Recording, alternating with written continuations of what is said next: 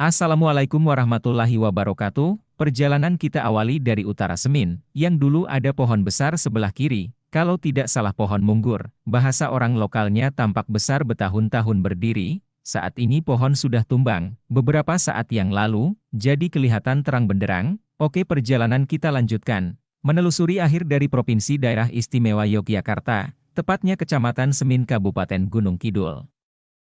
Semin sebuah kecamatan di Kabupaten Gunung Kidul, Provinsi Daerah Istimewa Yogyakarta, Indonesia. Kecamatan ini berjarak sekitar 22 km dari Wonosari, ibu kota Kabupaten Gunung Kidul ke arah timur laut. Pusat pemerintahannya berada di Desa Semin. Produk unggulan kecamatan ini antara lain akar wangi, kaolin, ukir batu, dan kerajinan. Produk tersebut bahkan sudah diekspor ke mancanegara. Terdapat tempat wisata Candi Risan di paling utara Semin Gunung Kidul. Tepatnya di Desa Candirejo. Saat ini kita berada di Jalan Pandanan arah ke Candirejo. Tepatnya di Desa Sumberrejo Kecamatan Semin.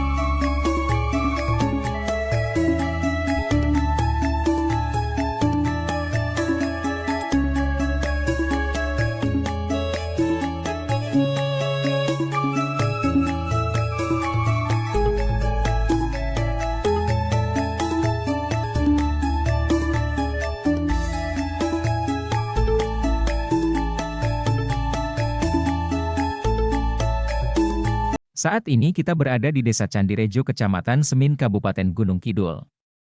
Di mana ini adalah desa terakhir di wilayah Provinsi Daerah Istimewa Yogyakarta. Di mana di desa ini ada potensi wisata Candi Risan. Selain itu di Desa Candirejo tepatnya di Dusun Ngentak terdapat sumber daya alam yang sangat besar berupa batu alam yang diekspor ke mancanegara, yaitu berupa kerajinan dari batu seperti patung, dan batu putih untuk lantai perumahan tembok dinding juga berbagai kerajinan bahan mentah.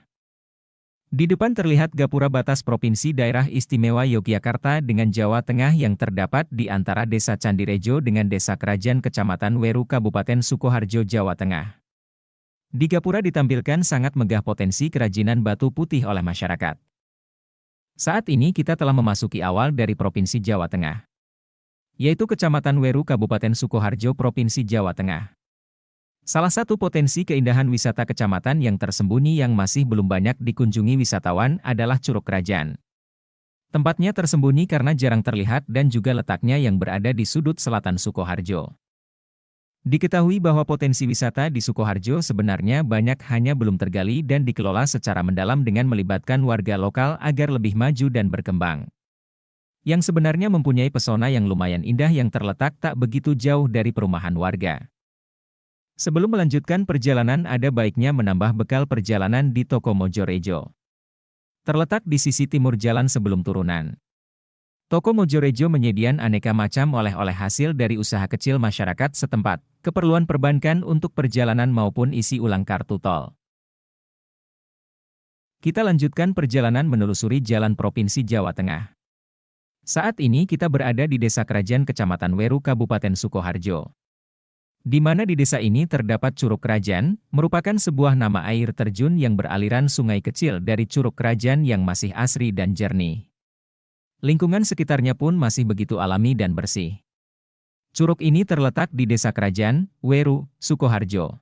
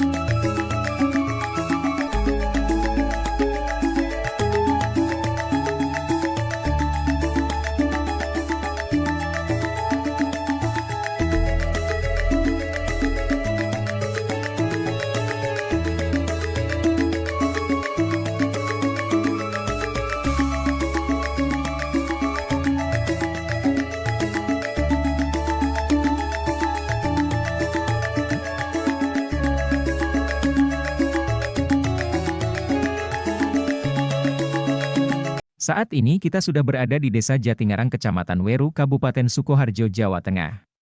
Desa Jatingarang ini memiliki sejarah yang menarik, yaitu dari kisah perjalanan oleh seorang pengembara, Joko Tingkir.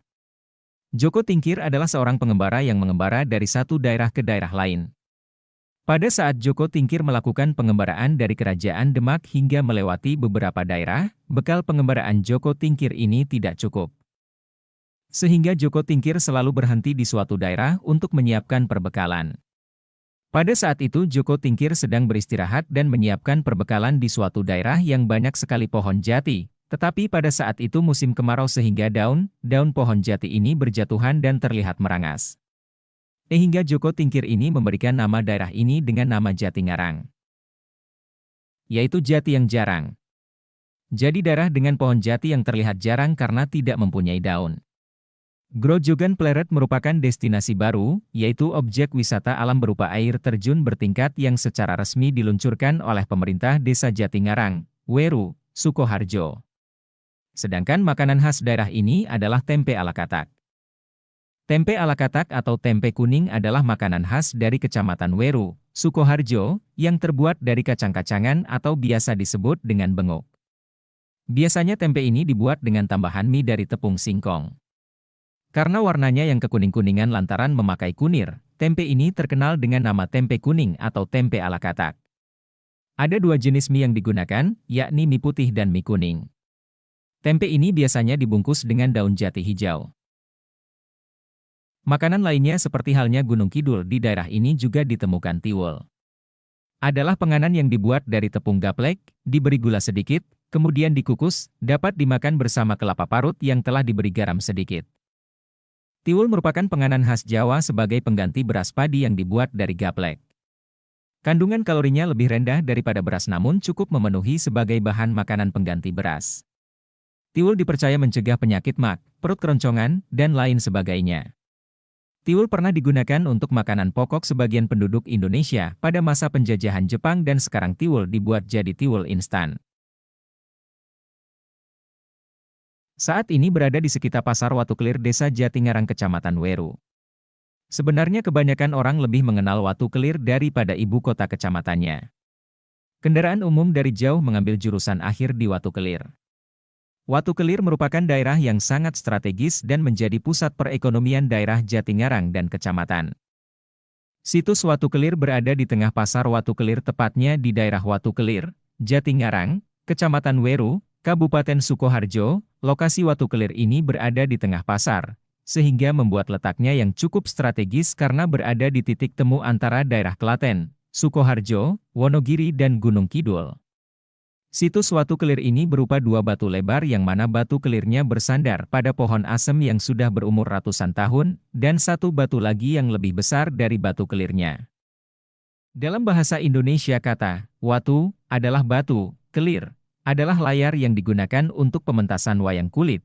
Pada waktu itu, Ki Ageng Purwoto Sidik atau Ki Ageng Banyu Biru yang memiliki nama lain Kebokanigoro, berguru kepada Kanjeng Sunan Kalijaga, pada saat Ki Ageng Banyu Biru telah menyelesaikan tapa ngumbara atau bertapa dalam pengembaraan, Kanjeng Sunan Kalijaga memberikan nama kepada Ki Ageng Banyu Biru dengan nama Ki Ageng Purwoto Sidik.